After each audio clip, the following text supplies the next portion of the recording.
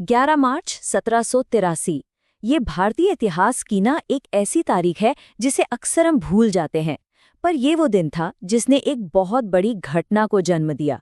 एक ऐसी घटना जिसने समझिए इतिहास का रुख ही बदल दिया। तो चलिए आज उसी कहानी की गहराइयों में उतरते हैं। जरा सोचिए, दिल्ली का लाल किला और उसके अंदर दीवाने आम, वो जगह जहां कभी सिर्फ मुगल बादशाहों का हुक्म चलता था, जहां उनका दबदबा था।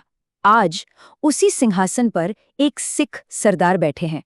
सच कहूं तो ये उस पूरी जीत का सबसे सबसे नाटकीय और यादगार लम्हा था। तो जाहिर है सवाल यही उठता है कि आखिर ये हुआ कैसे? कैसे सिख योद्धा मुगल सल्तनत के एकदम दिल में यानी दिल्ली तक पहुंच गए और सत्ता के सबसे ऊंचे शिखर पर अपना झंडा फहरा दिया? आइए इस पूरे पावर शिफ्ट की कहानी को ना एक एक करके समझते हैं। अच्छा, इस पूरी कहानी की जड़ तक पहुंचने के लिए ना हमें थोड़ा सा पीछे चलना होगा और मिलना होगा दल खालसा से। अब ये दल खालसा क्या था? ये सिख योद्धाओं के अलग अलग ग्रुप्स, जिन्हें मिसल कहते थे, उनका एक बहुत ही ताकतवर संगठन था। और ये लोग सालों से मुगल जुल्म के खिलाफ लड़ रहे थे। और ये जो विशाल सिख सेना थी ना, इसकी कमान थी 3 महान सरदारों के हाथों में। सरदार जस्सा सिंह आहलूवालिया, सरदार बघेल सिंह और सरदार जस्सा सिंह रामगढ़िया। कह सकते हैं कि यही हमारी आज की कहानी के 3 मेन हीरो हैं। 30,000। जरा इस आंकड़े के बारे में सोचिए। अकेले बाबा बघेल सिंह की लीडरशिप में 30,000 सैनिकों की एक बहुत बड़ी फौज मुगल राजधानी दिल्ली की तरफ बढ़ रही थी। उस जमाने के हिसाब से ये एक जबरदस्त मिलिट्री पावर थी। और देखिए, ये जो 30,000 का आंकड़ा है ना, ये सिर्फ एक नंबर नहीं है। इसने दिल्ली की जमीन पर अपनी एक गहरी छाप छोड़ी है। जिस जगह पर इस सेना ने अपना कैंप लगाया था, वो जगह आज भी, जी हाँ, आज भी 30,000 के नाम से जानी जाती है। कितना कमाल का उदाहरण है ये कि कैसे इतिहास शहरों की गलियों में, नामों में जिंदा रहता है। तो चलिए अब बात करते हैं असली एक्शन की।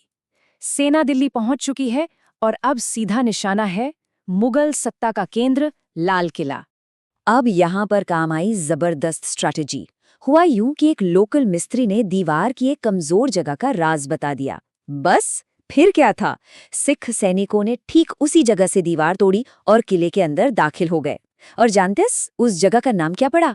मोरी गेट, यानी छेद वाला दरवाजा, जो आज भी दिल्ली की एक जानी मानी जगह है। तो अब किले के अंदर का सीन है। दीवाने आम में सचमुच इतिहास लिखा जा रहा था।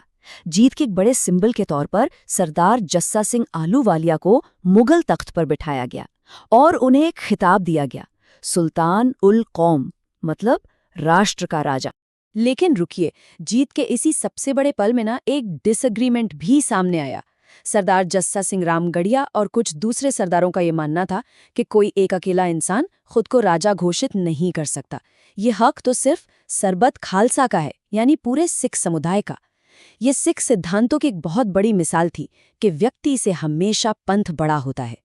और यहीं पर एक कमाल की राजनीतिक समझदारी देखने को मिली। दल खालसा की एकता को अपनी पर्सनल ऑनर से कहीं ऊपर रखते हुए सरदार आहलूवालिया फौरन उस सिंहासन से उतर गए। उन्होंने अपनी पदवी से ज्यादा पंथ की एकता को जरूरी समझा। तो मिलिट्री विक्ट्री तो हो गई, लेकिन अब बारी थी डिप्लोमेसी की, यानी कूटनीति की। सिखों ने दिल्ली पर सीधा राज करने के बजाय हारे हुए मुगल बादशाह शाह आलम द्वितीय के साथ एक समझौता, एक ट्रीटी की। इस समझौते में ना 3 बड़ी शर्तें थीं। पहली, बादशाह 3 लाख रुपए नजराने के तौर पर देंगे। दूसरी, सिखों को दिल्ली शहर से टैक्स यानी चौथ वसूलने का हक मिलेगा। और तीसरी, जो कि सबसे अहम थी, बाबा बघेल सिंह को दिल्ली में पवित्र सिख जगहों पर गुरुद्वारे बनाने की परमिशन दी जाएगी। तो अब सवाल ये उठता है कि 1783 के इस बड़ी जीत ने आखिर दिल्ली और सिख इतिहास पर अपनी क्या छाप छोड़ी, क्या लेगेसी रह गई इसकी। चलिए कहानी के इस आखिरी हिस्से में इसी को समझते हैं। देखिए, इस जीत की जो विरासत है ना, वो 2 तरीकों से हमेशा के लिए दर्ज हो गई।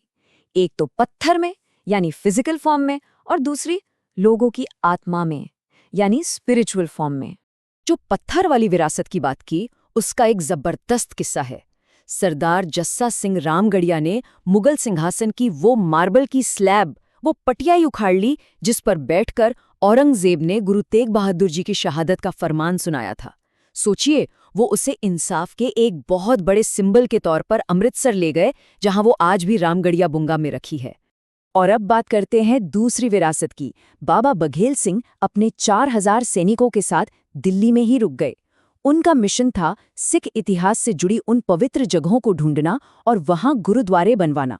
और इसी मिशन के तहत दिल्ली के सबसे अहम गुरुद्वारे बने, जैसे गुरुद्वारा सीसगंज साहिब और गुरुद्वारा रकाबगंज साहिब। ये पूरी कहानी हमें एक बात सिखाती है कि किसी भी शहर की सड़कें, इमारतें, यहाँ तक कि जगहों के नाम सिर्फ पत्थर या कंक्रीट नहीं होते, वो तो इतिहास के जीते जागते गवाह हैं। तो अगली बार जब किसी पुराने शहर की गलियों से गुजरें, तो एक पल रुक कर ये जरूर सोचिएगा कि उस शहर के नक्शे पर ऐसे और कौन से छिपे हुए इतिहास लिखे होंगे।